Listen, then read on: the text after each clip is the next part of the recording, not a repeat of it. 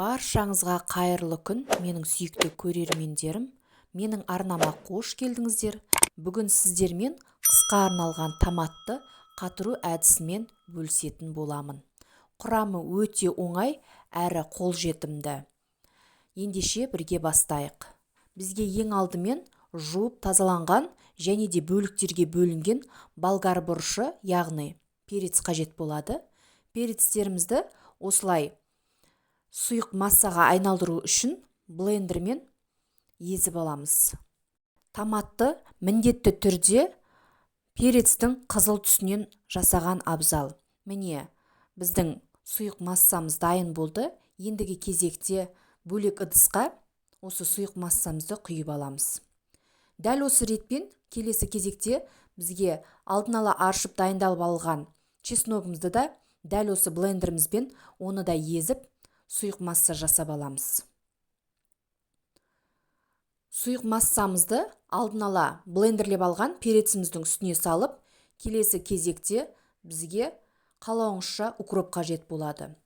Укропты орташа көлемде, яғни ірі де емес, майда да емес, орта көлемде осылай турап біркелкі турап аламыз.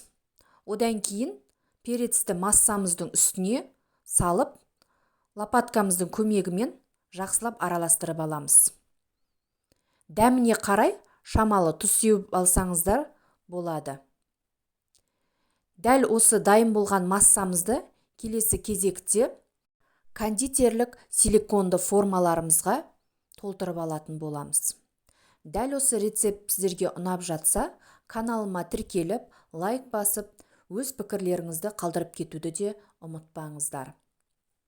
Осылай барлығын силиконды формаға біркелкі етіп салып алғаннан кейін міндетті түрде бір түн мұздатқышта қалдырған жөн. Міне, біздің қатқан қысқа арналған томаттарымыз дайын.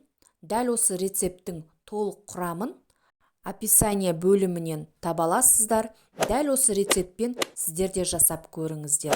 Назарларыңызға рахмет. Сіздермен болған Гүлнұр. Келесі видеода жолыққанша аман сау болыңыздар. Рецепт пайдамызға жарасын.